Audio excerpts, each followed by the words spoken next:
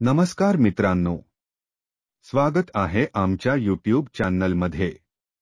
आज आपण एक महत्त्वाचे काम करतोय। तुम्ही सुद्धा हे काम कसे करायचे जाणून घ्या। प्रोबेट। आपल्यापैकी अनेकांनी प्रोबेट हा शब्द ऐकला असेल।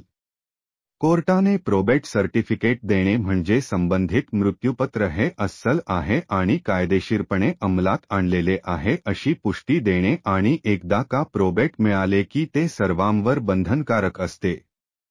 मृत्यूपत्राचे प्रोबेट घेणे हे केवळ मुंबई, चेन्नई आणि कोलकाता या शहरांमध्येच गरजेचे आहे।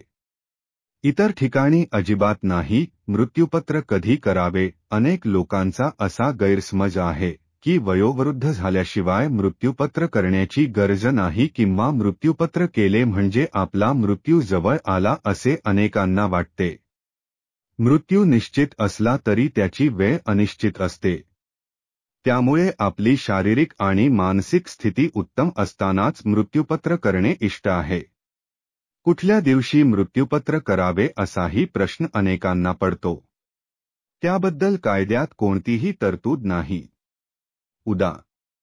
जन्मदिन, लग्नाचा वाढदिवस अशा विशेष दिवशी मृत्यूपत्र करणे लक्षात राहू शकते। मृत्यूपत्राची अंमलबजावणी। मृत्यूपत्राची अंमलबजावणी करताना एक किंवा अधिक व्यवस्थापक नेमता येतात, मात्र असे करणे कायद्याने बंधनकारक नाही।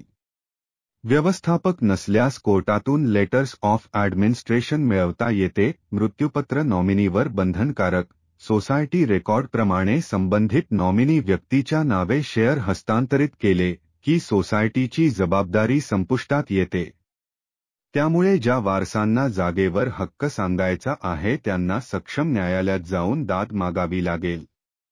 या बाबतीत सोसायटी काही निर्णय देऊ शकत नाही कारण वारस कोण हे ठरविण्याचा अधिकार सोसायटीला नसून केवळ कोर्टालाच आहे।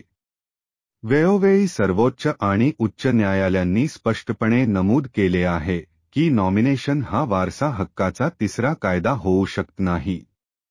त्यामुळे जरी नॉमिनेशन केले असले तरी मालकी हक्क हा मृत्यूपत्र किंवा वारसा हक्क कायद्याप्रमाणेच ठरविला जातो। मृत्यूपत्राचा अंमल। मृत्यूपत्र करणारा बोलायचा थांबला की मृत्यूपत्र बोलायला लागते असे म्हणतात।